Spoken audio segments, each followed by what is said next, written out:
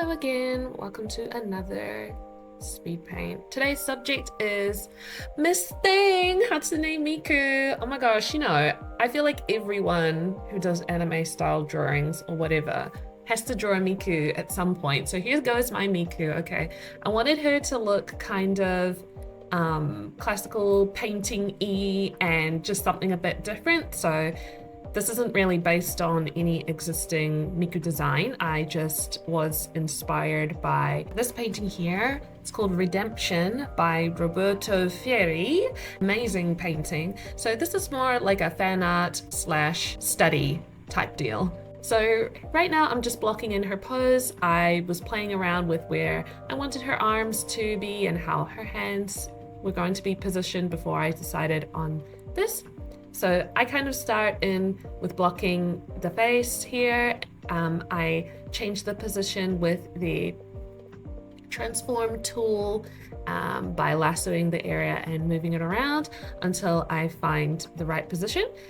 So Miku is a little bit, very different from the characters I normally draw. I kind of draw more realistically proportioned video game characters most of the time, and Miku is very stylized and she's very slim and she's very feminine. So I tried to kind of elongate and slim down her limbs and kept her head kind of round and I don't know, like large.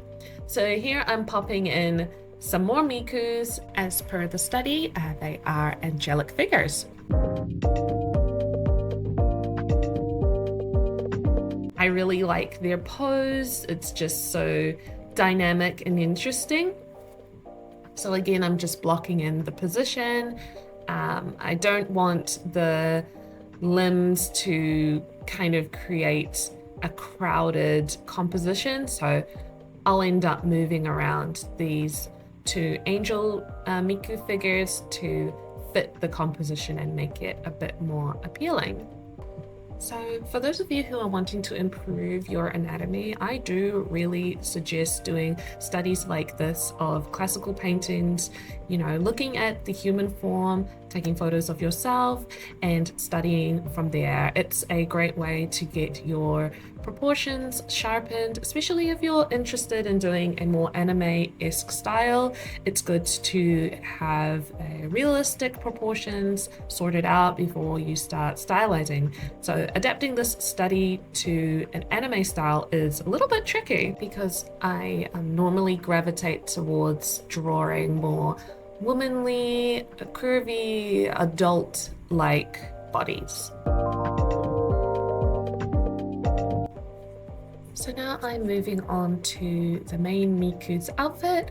I was inspired by this painting here. I wanted her to have a kind of heavy looking silk gown that was off the shoulder and had some long gloves as well. Just something that sort of fit the theme without her being like straight naked, like the Christ-like figure in Redemption. So here I'm moving on to the fabric.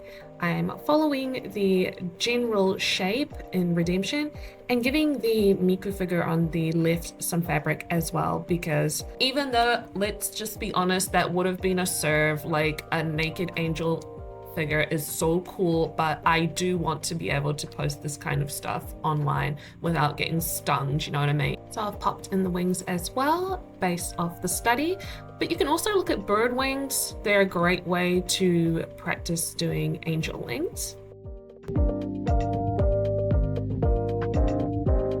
Now I'm doing her hair, so trying to blend anime-esque style with something a little more, I guess, based in realism is a little bit tricky, but I wanted her hair to be sort of up and tangled in the angel figures and have a lot of different strands that sort of curved together and around the other figures. And the angel Mikus, they'll also have pigtails, but they're not all over the place like the main Mikus, because once you start adding in these hair details, it can start to get a little bit too busy. So I tried to make their pigtails a bit more simplified compared to the main Miku. And now I'm just erasing the areas that, or parts of the sketch that won't be seen. And here I'm adding in the ribbon that will have some text on it. So I've kind of added this kind of ribbon detail inspired from other classical paintings and sort of keeping consistent style with some of my other illustrations that match this theme. It just looks good composition-wise, in my opinion.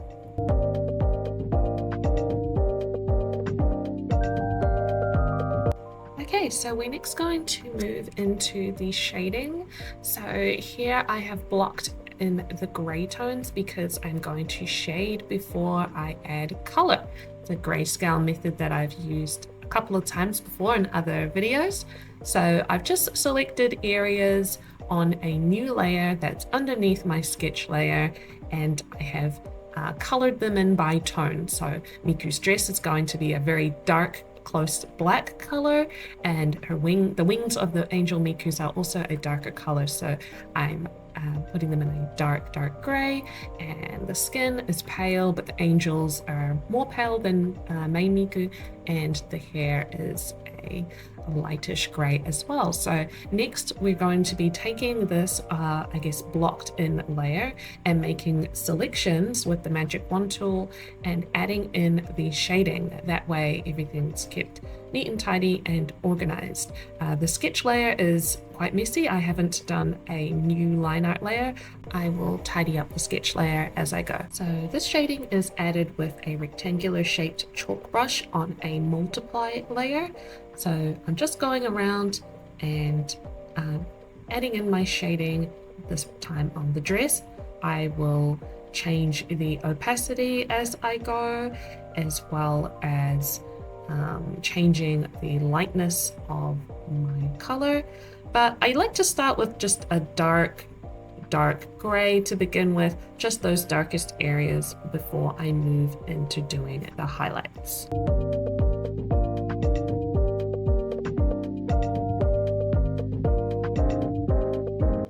As I'm adding in the shading, I'm referring to my study painting here just to get the contrast correct and to look at how the light is hitting the skin as well as the fabric and the wings.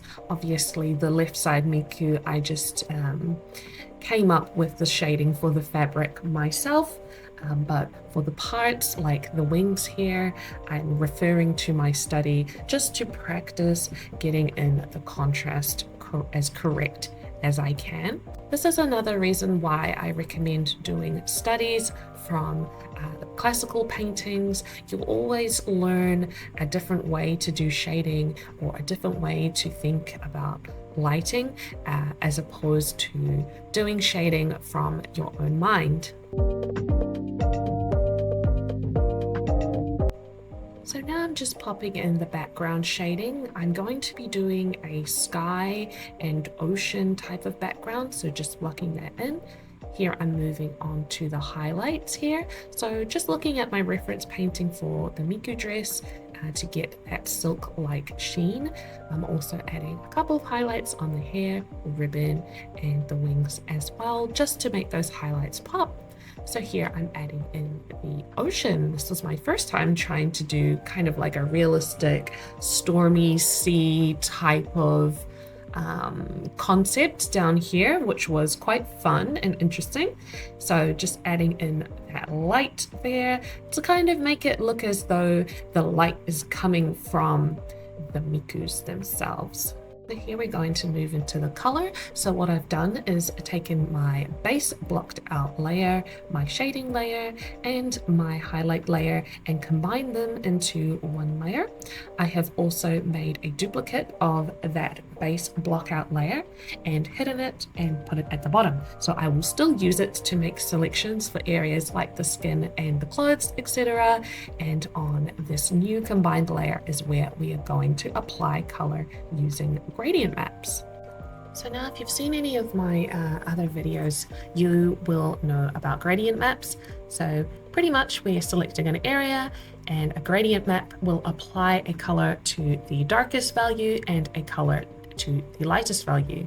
So using gradient maps, you can assign different colors for these different values. So it takes a lot of experimenting. I'm going for a very muted color palette, similar to some of my other illustrations in this sort of style here.